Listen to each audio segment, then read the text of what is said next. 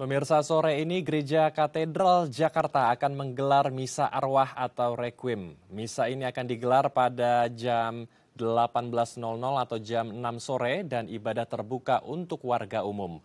Untuk mengetahui seperti apa kesiapan ibadah Misa Arwah ini, kita akan mendengarkan laporan langsung dari reporter Regina Marcella yang juga sekaligus akan mewawancarai Susiana Suwadi dan juga Humas Gereja Katedral Jakarta ada Romo Adi Prasojo selaku Sekjen dari Keuskupan Agung Jakarta.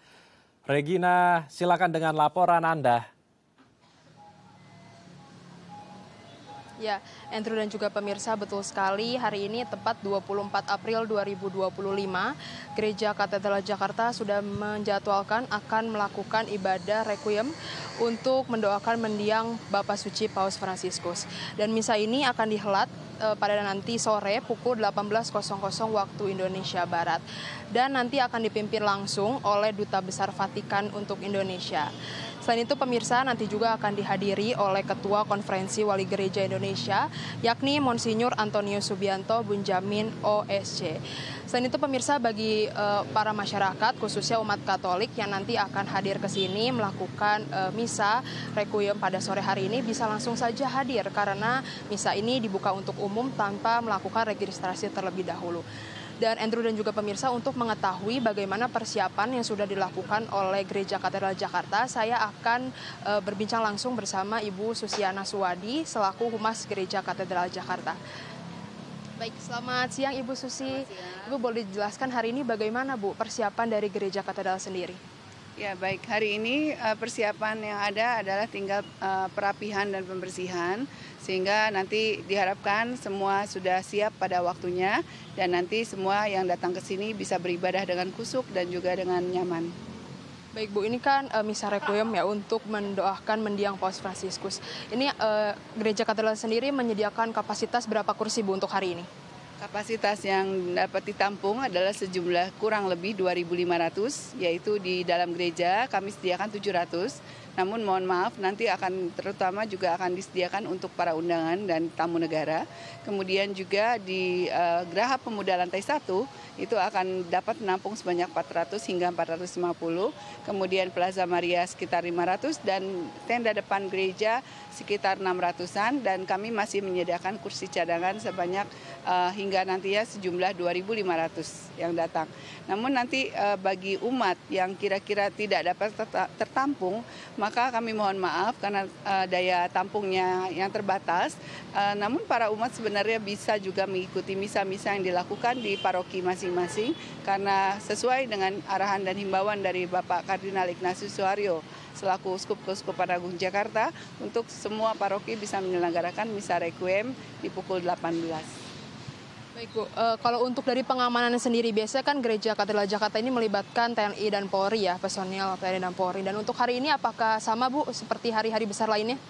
Tentu saja kami berkoordinasi dengan pengamanan yang terdekat di seputar Gereja Katedral yaitu yang berada di dalam naungan Polres Jakarta Pusat. Jadi kami berkoordinasi dengan Kapolsek Sawah Besar dan nanti pasti dari Kapolsek dan juga jajarannya tentunya yang akan mewakili dari TNI Polri untuk mengatur sedemikian rupa sehingga lalu lintas juga nanti di seputar Gereja Katedral dapat dilancarkan. Bu, ini kan wafatnya Paus Fransiskus ini meninggalkan luka besar ya bagi seluruh masyarakat khususnya juga dunia gitu. Nah untuk tidak hanya umat Katolik melainkan masyarakat luas pun biasanya ingin mengirimkan doa ataupun surat itu apakah ada cara khusus Bu yang disediakan oleh Gereja Katedral untuk mereka? Memang kami juga menyiapkan karena begitu banyak ya semua orang gitu turut serta merasakan duka yang mendalam atas kepergian dari Bapak Suci Paus Fransiskus.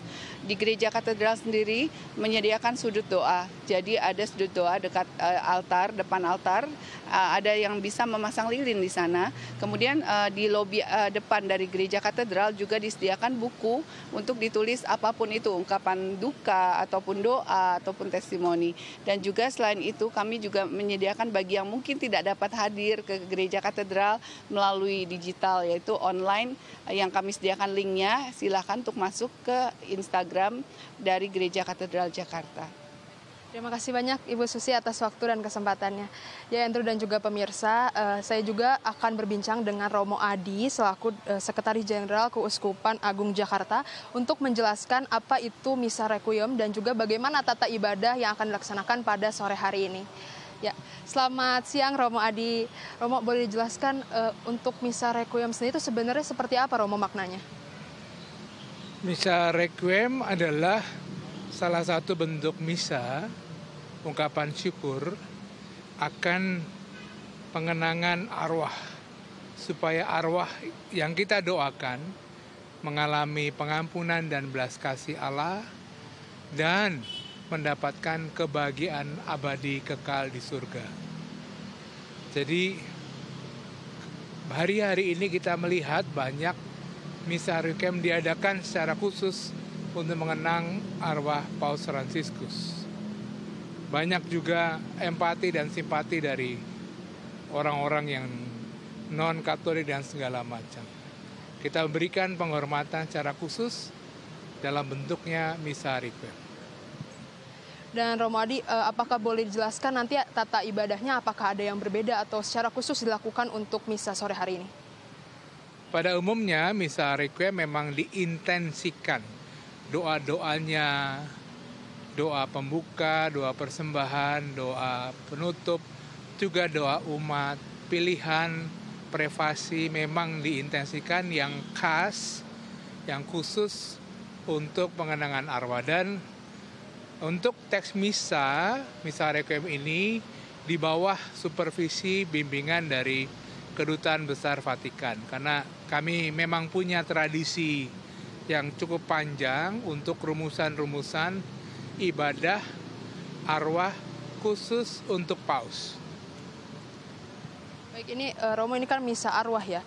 Apakah boleh disebutkan kapan terakhir kali Gereja Katedral Jakarta khususnya melaksanakan ibadah arwah seperti ini? Misa Requiem mengenang arwah mendiang paus pernah dilakukan ketika wafatnya, mangkatnya Paus Benediktus. Saya kira sekitar 2 tahun lalu. Hampir bahkan di semua gereja Katolik di seluruh dunia serentak mendoakan Misa Requiem untuk mendiang paus. Romo Adi, saya dengar juga Romo Adi nantinya akan mendampingi Bapak Kardinal Ignatius Suharyo untuk melaksanakan konklav ke Vatikan gitu. Apakah boleh dijelaskan Romo nanti akan ada kegiatan apa saja dan kira-kira bagaimana proses di sana? Iya, jadi begini, menurut ketentuan dan tradisi dalam gereja Katolik untuk pemilihan paus baru, ketika paus dimakamkan, itu berarti hari Sabtu besok, tanggal 26 April, dihitung 9 hari, ditentukan sebagai masa perkabungan. Dalam masa perkabungan itu seluruh gereja berdoa, memohon kerahiman Allah supaya paus diterima dalam kebahagiaan di surga. Itu berarti sekitar tanggal 4 atau 5 Mei. Setelah itu barulah Dewan Kardinal akan mengundang para peserta konklav. Siapa peserta konklav? Mereka yang disebut sebagai kardinal elektor. Kardinal yang boleh memilih dan dipilih. Kategorinya apa? Kategorinya dia adalah kardinal aktif, di bawah usia 80 tahun. Itu boleh memilih. Dan dari 256 kardinal yang saat ini ada sekitar 140 kardinal yang akan menjadi kardinal elektor. Dan kardinal kita, kardinal Indonesia, Kardinal Suharyo dipastikan akan menghadiri. Kami tentu masih menunggu informasi mengenai detail persiapan dan segala macam peraturan yang perlu ditaati dari Kepala Dewan Kardinal. Begitu.